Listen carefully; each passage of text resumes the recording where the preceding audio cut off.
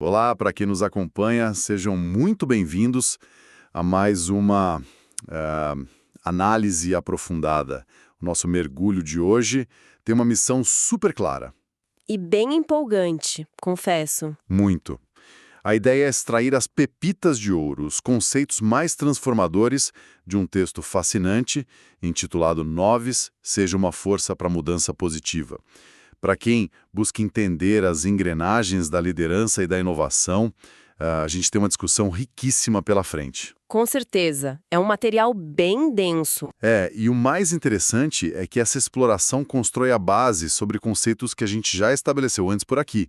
Já passamos pela etapa de entender a autoconsciência, lembrando sempre daquela figura do Ray que já citamos antes, né? Sim, o caso do Ray é clássico. E também já discutimos como aplicar valores na prática, olhando muito para os exemplos de Brenda e Tatiana. Mas agora, o foco é a virada de chave. É entender como pegar toda essa fundação de autoconsciência e usar isso para deixar de ser, apenas um cuidador da gestão e se transformar numa verdadeira força para a mudança positiva. Olha, essa figura do cuidador da gestão é um excelente ponto de partida para a nossa conversa. Um cuidador, nesse contexto corporativo, é essencialmente o zelador do status quo. O famoso apagador de incêndios, né? Aham, é aquele profissional cuja principal função parece ser garantir que a poeira não se acumule nas planilhas, garantir que os processos de ontem continuem rodando amanhã, sem nenhum questionamento profundo. Sem mexer no que está quieto. Exato. E a essência do que estamos analisando hoje é a recusa categórica em aceitar essa passividade. A premissa aqui é que a verdadeira excelência na liderança não é a manutenção pacífica de um sistema. O que é fascinante aqui entender é que a liderança exige uma insatisfação construtiva e contínua. Insatisfação construtiva. Gostei muito desse termo. Pois é, verdadeiros líderes, independentemente do cargo que ocupam, simplesmente não aceitam o que sempre foi feito. Eles não operam na base do piloto automático. Se conectarmos isso ao quadro geral, a dinâmica natural deles é inventar e reinventar o ambiente ao redor constantemente. O que nos leva a um cenário muito comum e, francamente, bastante humano, sabe? Quando alguém assume um novo cargo, especialmente uma posição de gestão, existe uma injeção quase imediata de adrenalina. Uma empolgação enorme. Total. A pessoa entra querendo revolucionar o departamento, otimizar tudo e, metaforicamente falando, mudar o mundo. É uma energia vital. Mas, ao mesmo tempo, o texto alerta que existe um banho de realidade muito severo aguardando logo na primeira esquina. A famosa necessidade de humildade. Isso. Há um choque entre a vontade de inovar e a complexidade de fazer isso acontecer na prática. Eu fiquei muito intrigado com isso. É um choque inevitável. E a principal barreira aí não é necessariamente a falta de recursos ou a burocracia da empresa. É um fator psicológico muito profundo, o medo paralisante de cometer erros. O pavor de falhar. Exatamente. Quem assume uma nova responsabilidade frequentemente carrega a ilusão da perfeição. Existe uma crença, muitas vezes não dita, de que a jornada de um líder deve ser uma linha reta e ascendente de vitórias impecáveis. Como se não pudesse tropeçar nunca. E o que a nossa fonte de hoje argumenta, de forma muito incisiva, é que essa expectativa não apenas é irreal, como é ativamente prejudicial. A jornada inevitavelmente terá altos e baixos. Vai ser uma montanha-russa. Vai! E a necessidade de manter a humildade diante dessa montanha-russa é inegociável. Mas vamos desvendar isso um pouco mais, porque na teoria esse discurso de aceitar o erro soa maravilhoso. Fica lindo num pôster motivacional na parede da firma. Fica poético. Muito poético.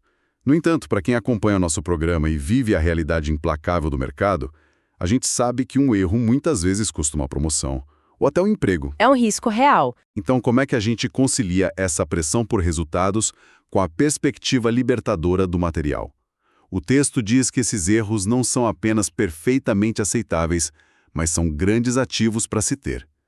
Como transformar um esforço fracassado numa lição estritamente como uma oportunidade de aprendizagem, sem romantizar a incompetência. Essa é talvez a maior tensão da gestão moderna.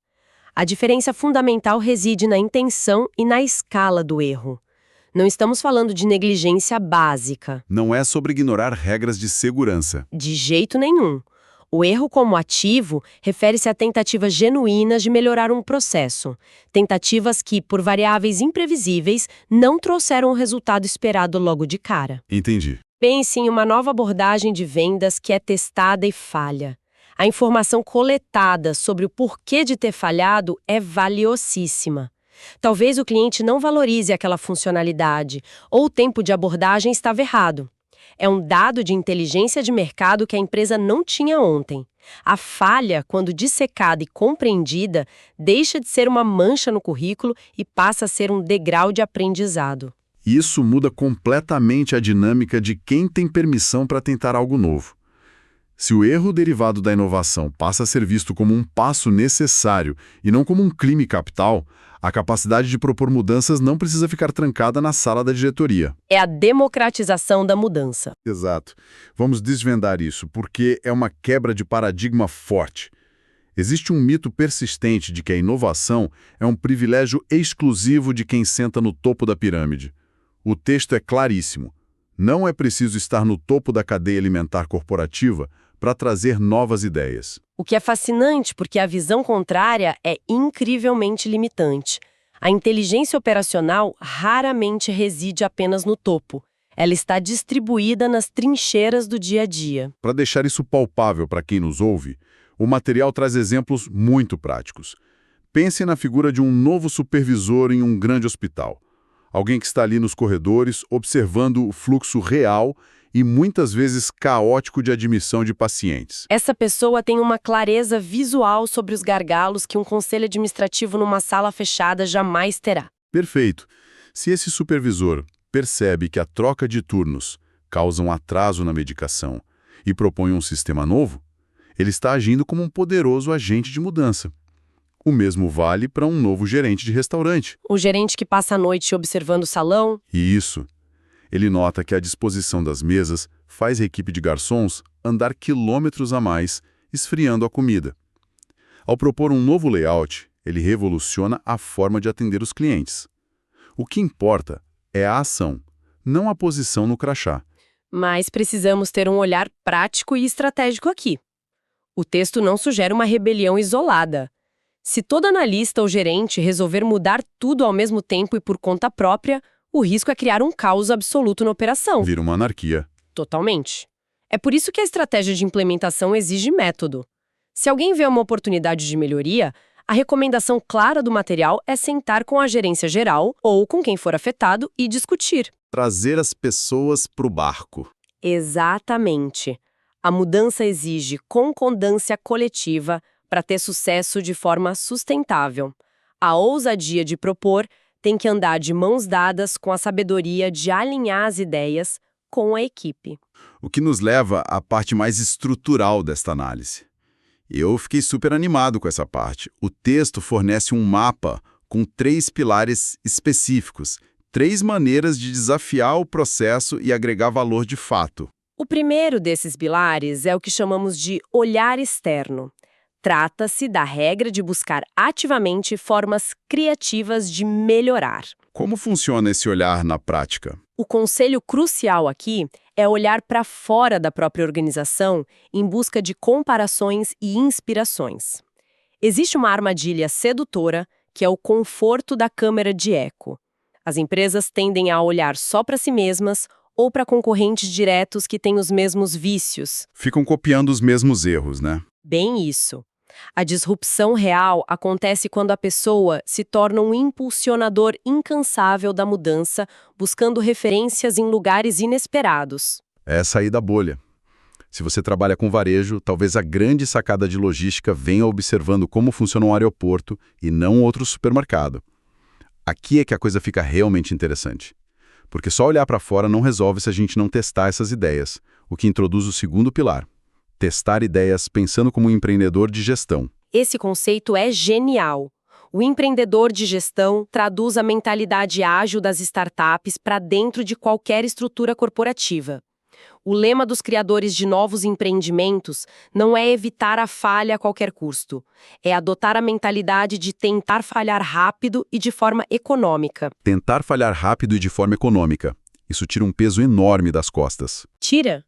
O fracasso deixa de ser o fim da linha e passa a ser apenas um degrau no caminho da inovação. O foco é manter o custo do aprendizado baixo. Testa pequeno, aprende rápido. Não precisa reformar o restaurante inteiro. Muda o fluxo de 2 mesas numa terça-feira à noite e vê o que acontece. É ação inteligente na prática. Mas mesmo com testes rápidos, existe um desafio gigante que é o nosso terceiro pilar. Sempre começar pelo porquê. Esse é vital. Entra fundo na psicologia humana. A mudança quase sempre significa abandonar o passado para assumir o futuro. Isso, inevitavelmente, gera insegurança e medo nas pessoas. Porque ninguém quer perder o que já conhece. O sistema atual pode ser terrível, mas a equipe já mapeou o caos. Eles sabem lidar com os problemas antigos. A previsibilidade é um conforto enorme. Quando chega uma novidade, a equipe não pensa em mais eficiência. Eles pensam no esforço de ter que reaprender tudo. É um luto por abandonar o que era familiar. E aí começam aquelas perguntas inevitáveis citadas no texto, né? Por que precisamos mudar? Por que não podemos simplesmente deixar as coisas como estão? Essas perguntas vão surgir sempre. E é exatamente por isso que comunicar o porquê atua como uma vacina contra esse medo. Se a explicação focar só no que vai ser feito, a resistência vai ser imensa. Mas se o líder foca no propósito, no motivo real e benéfico por trás da mudança, o cenário muda. O porquê acalma a ansiedade e mostra que o futuro será melhor que o passado. Faz todo sentido. Fazendo uma síntese final do nosso grande aprendizado de hoje, o maior preditor de sucesso para um agente de mudança, no final das contas, é a sua própria motivação interna e uma mentalidade proativa. As ferramentas estão aí, mas a vontade de fazer acontecer tem que vir de dentro. Sem dúvida. Tem uma frase no material que eu acho muito poética e analítica ao mesmo tempo. Frequentemente, o mundo ao redor pode parecer um lugar totalmente imóvel. Um bloco de concreto que não vai mudar nunca. Mas a realidade é que ele quase nunca é imóvel. Faltam só os empurrões certos. Exato. A ação inteligente, com os pequenos empurrões certos, nos lugares certos, faz toda a diferença. Pequenos testes, alinhamentos conversados, um olhar para fora da caixa.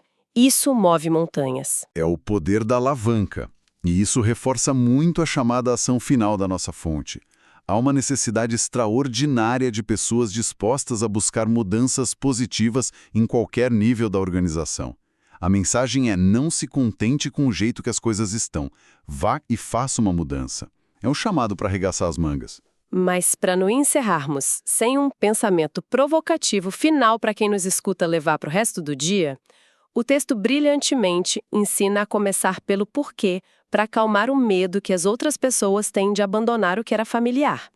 Mas a gente sempre assume que o líder é o corajoso e a equipe é que tem medo, certo? É o padrão. A gente pensa que quem propõe a ideia está super seguro. Pois é, mas e se a pessoa mais aterrorizada em deixar as velhas práticas para trás for o próprio agente de mudança? Uau! Como assim? Como líderes podem reconhecer quando seu próprio conforto oculto com o status quo é a verdadeira barreira que impede as inovações rápidas e econômicas que eles mesmos estão tentando implementar? Às vezes, o inovador construiu a própria carreira em cima do sistema que agora precisa ser destruído. Encarar a própria relutância em mudar talvez seja o maior desafio de todos. Uma reflexão fortíssima para encerrar o nosso mergulho de hoje.